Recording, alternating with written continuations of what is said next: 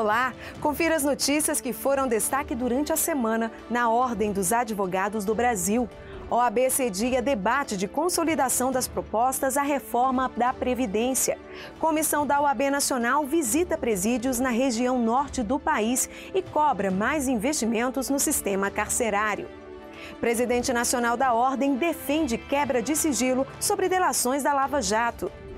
Ordem dos Advogados pede ao presidente da República correção da tabela de imposto de renda. Presidente nacional da OAB afirma não ser possível abrir mão de recursos em favor das empresas de telecomunicações. E mais, OAB e Lex Anglo Brasil lançam Comitê Centro-Oeste. E 23ª Conferência Nacional da Advocacia Brasileira acontece em novembro.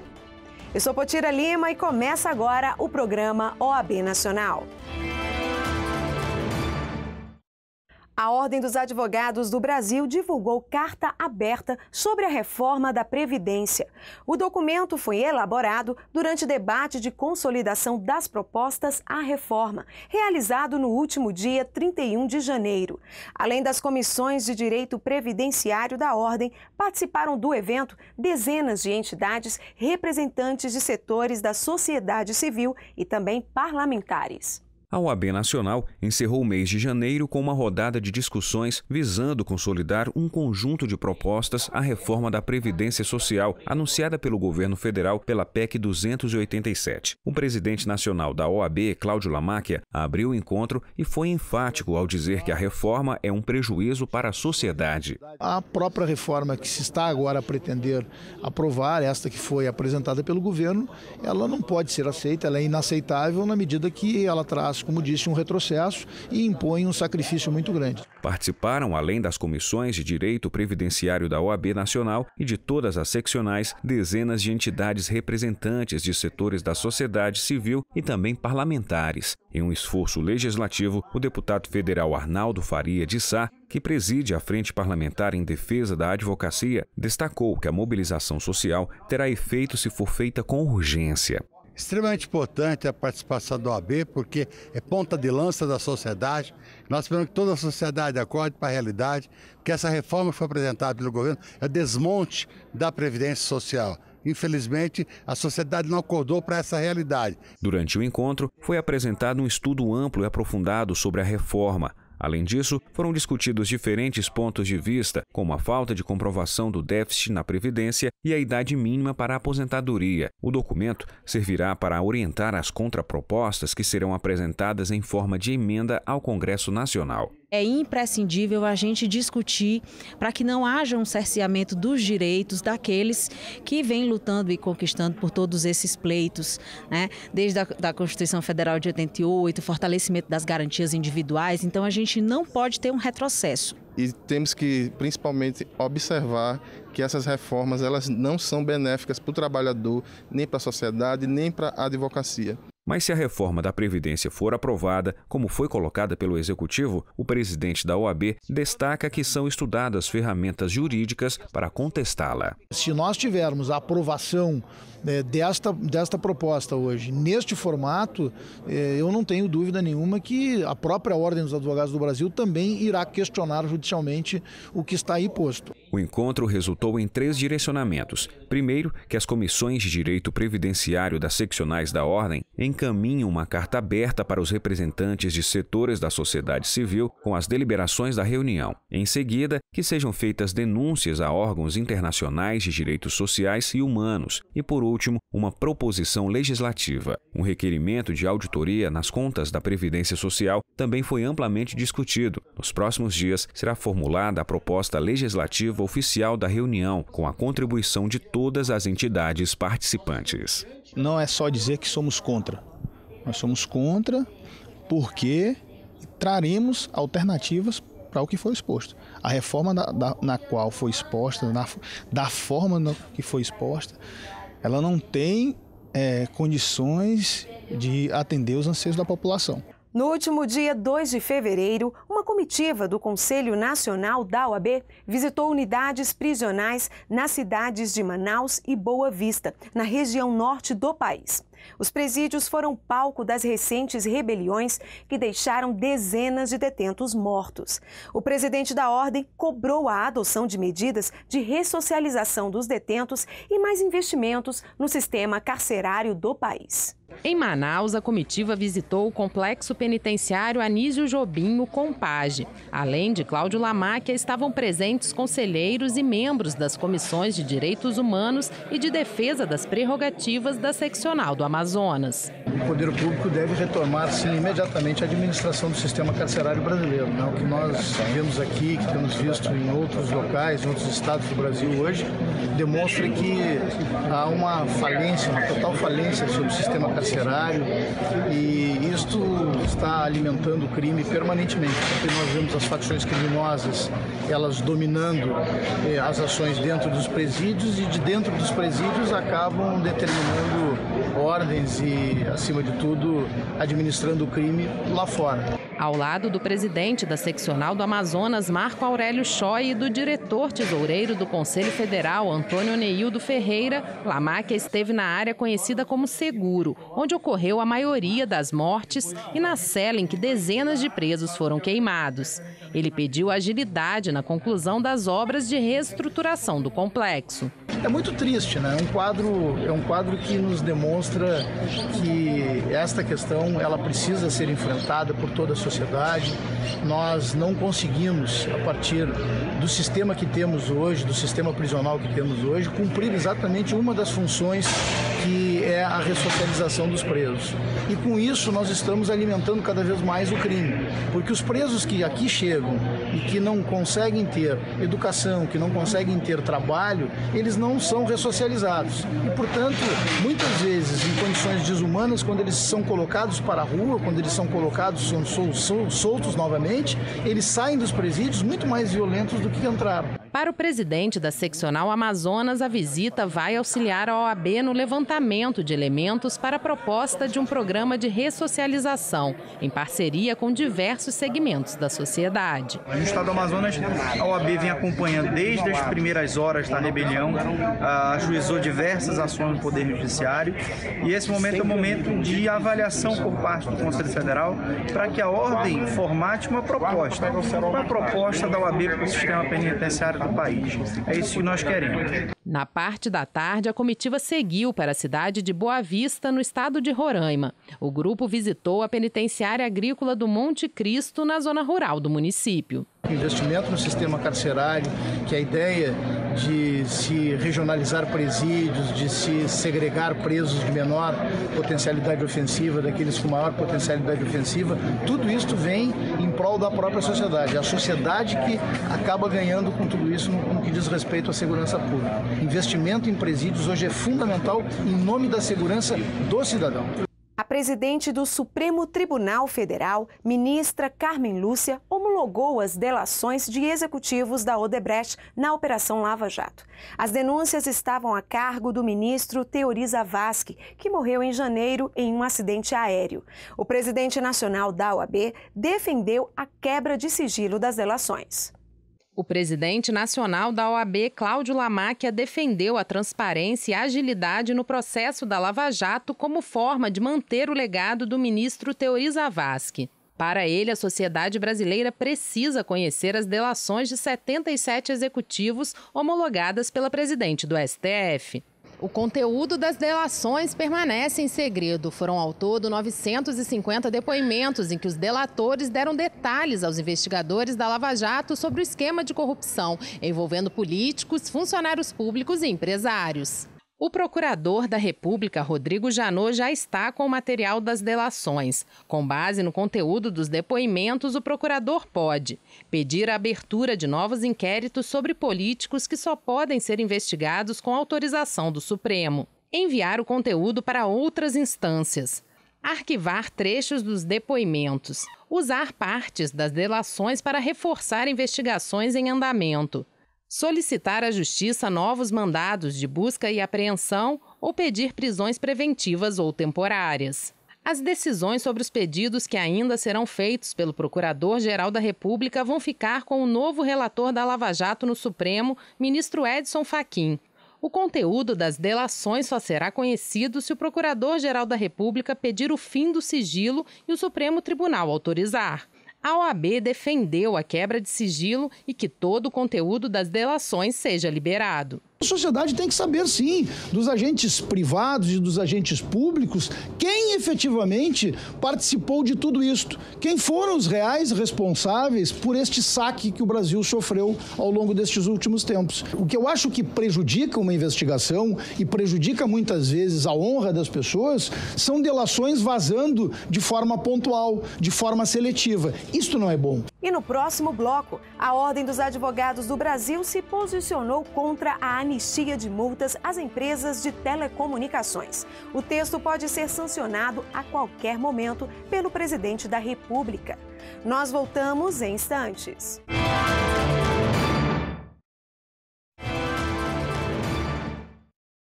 Em janeiro, a Ordem dos Advogados do Brasil pediu para o presidente da República, Michel Temer, correção da tabela de imposto de renda.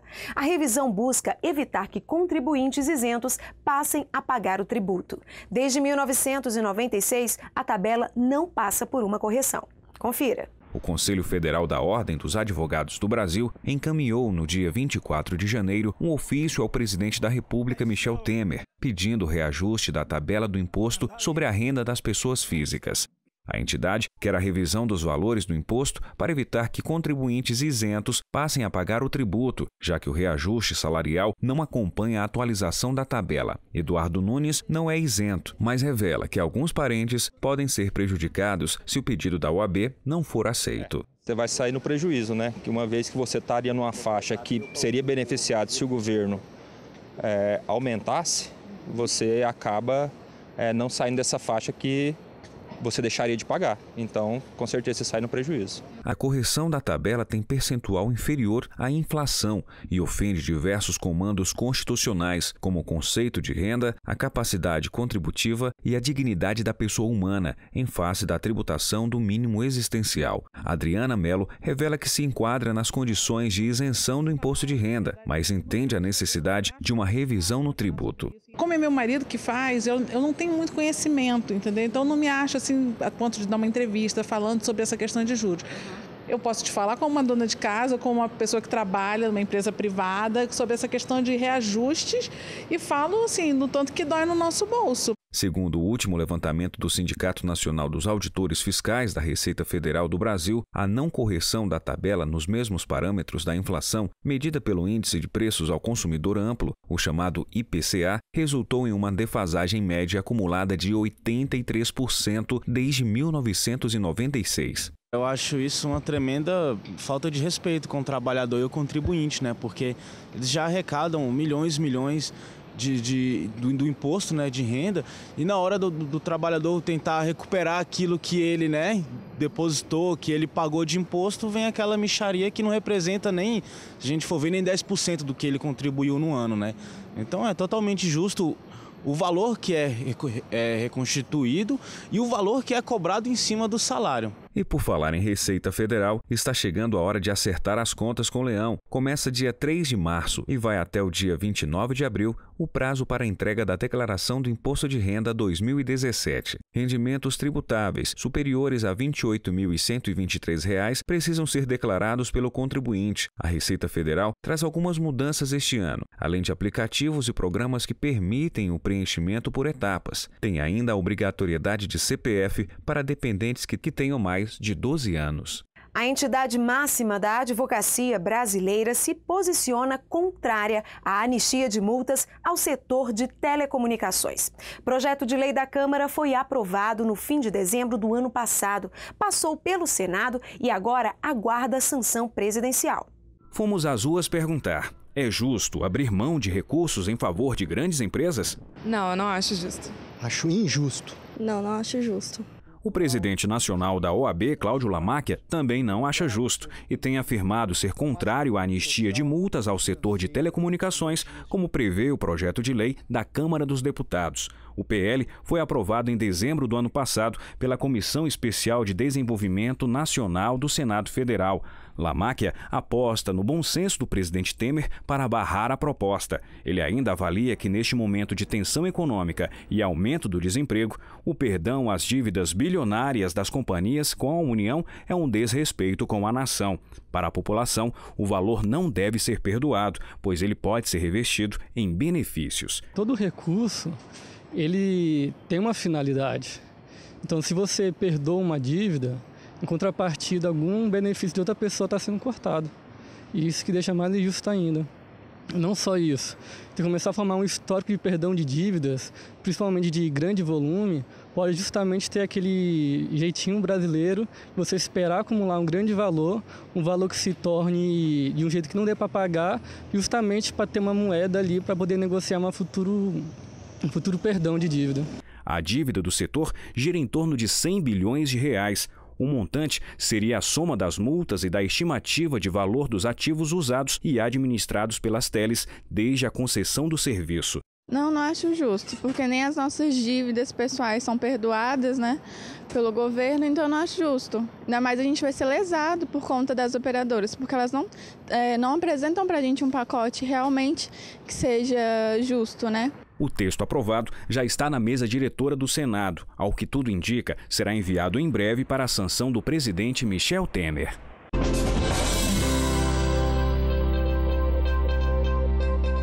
Acolhendo sugestão feita pela OAB, o ministro da Justiça foi recebido pelo presidente nacional da Ordem, Cláudio Lamáquia. Na sede da instituição em janeiro, foram tratados detalhes de um convênio para a realização de um mutirão carcerário. Lamáquia revelou que o foco de atuação serão os presos que já cumpriram pena, mas que continuam encarcerados por erro, os que já deveriam ter tido audiência de custódia para avaliar se precisam mesmo ficar detidos. O trabalho só é para os detentos que não dispõem de advogado. O ministro elogiou o encontro e revelou que o trabalho também será em conjunto com o Ministério da Justiça e Defensorias Públicas.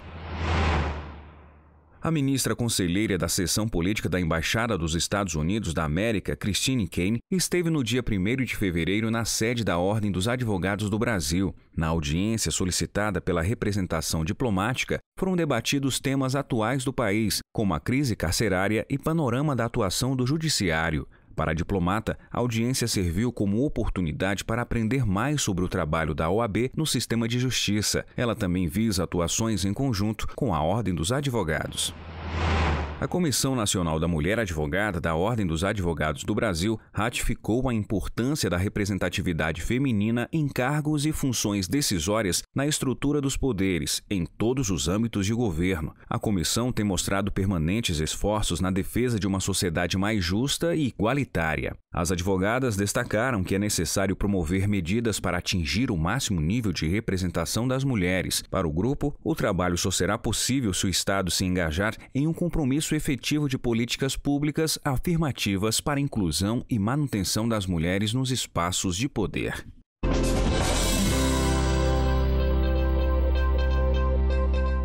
E depois do intervalo, saiba qual foi a cidade escolhida para sediar a 23ª edição da Conferência Nacional da Advocacia Brasileira, que acontece no fim do ano. Nós voltamos em instantes.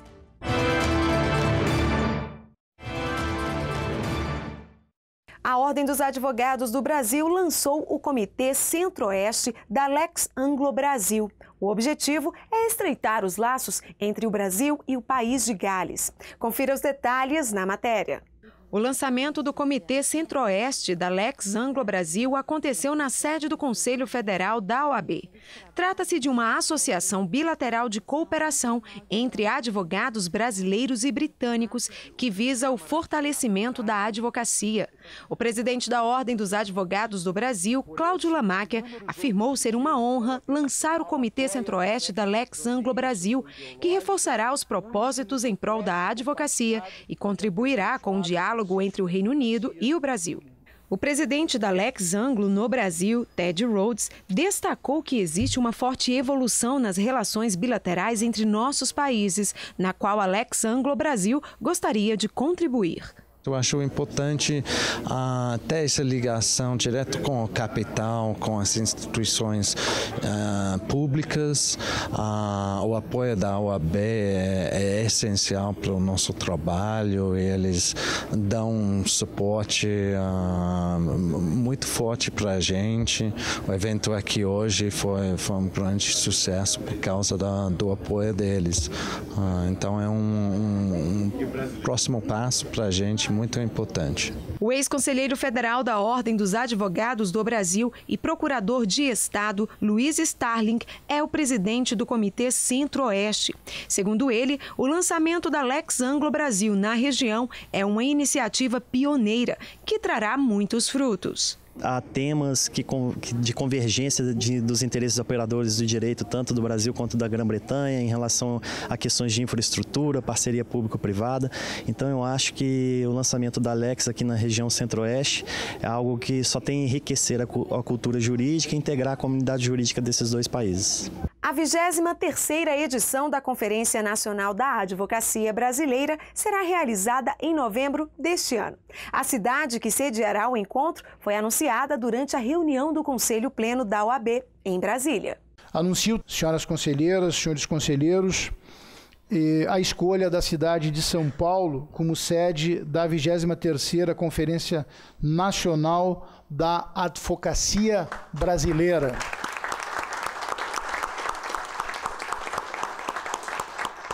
A maior cidade do país sediará o mais importante encontro da Advocacia Nacional. São Paulo já recebeu a conferência em 2 oportunidades. Em 1960, quando o tema central foi a missão do advogado no mundo contemporâneo, e em 1970, quando a contribuição do advogado para o desenvolvimento nacional guiou os debates. Cerca de 50 anos depois, advogados e advogadas de todo o Brasil e de várias partes do mundo vão se reunir para debater o tema. Em um nós somos todos e em todos nós somos um.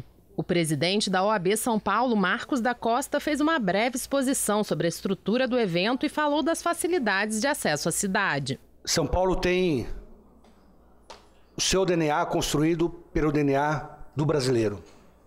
Não há terra no Brasil que não tenha participado da construção de nossa cidade. Por isso, São Paulo tem uma vocação para receber a todos. Esse é um momento muito importante, não só para a advocacia paulista, mas eu diria para o Brasil, para a cidadania. O país passa por um momento muito delicado e na conferência normalmente são discutidos grandes temas. E esse é um momento muito importante para todos nós. Anteriormente chamada de Conferência Nacional dos Advogados, o evento agora será denominado Conferência Nacional da Advocacia Brasileira, após a alteração proposta pelo conselheiro federal do Paraná, Flávio Pansieri. A mudança foi aprovada pelo Conselho Pleno da OAB. A mudança do nome da Conferência Nacional dos Advogados para a Conferência Nacional da Advocacia tenta atualizar a ordem dos advogados do Brasil a um momento histórico de construção de igualdade entre homens e mulheres de forma efetiva. Este é um momento simbólico para a advocacia brasileira, seja em razão do papel que a mulher ocupa hoje no cenário jurídico nacional, mas também pelo número de advogados e advogadas militando no cotidiano da advocacia brasileira. E isso me parece relevante, significativo, mostra o papel de vanguarda que tem o Conselho Federal e que, felizmente, compreende essa pluralidade de ideias e de participação entre homens e mulheres para a construção de um Estado mais forte, de um Estado que possa compreender a desigualdade e, a partir dessa compreensão, construir uma forma de igualdade e participação de todos na construção da democracia. A OAB São Paulo já iniciou os preparativos para a conferência, que será realizada no pavilhão de eventos do AMB este ano. O presidente da seccional paulista aproveitou para fazer o convite aos profissionais da advocacia. Você, advogada e advogado de todo o país, agende aí. Dia 27 de novembro, início da nossa Conferência Nacional da Advocacia em São Paulo. Estaremos lá para servi-lo nessa grande festa da advocacia e da cidadania do país. E o programa OAB Nacional fica por aqui. Não se esqueça, visite as nossas redes sociais, Instagram, Facebook e Twitter. Basta colocar CFOAB. Não deixe de acessar também o site da Ordem, oab.org.br. Por hoje é só, nos encontramos na próxima semana. Até lá!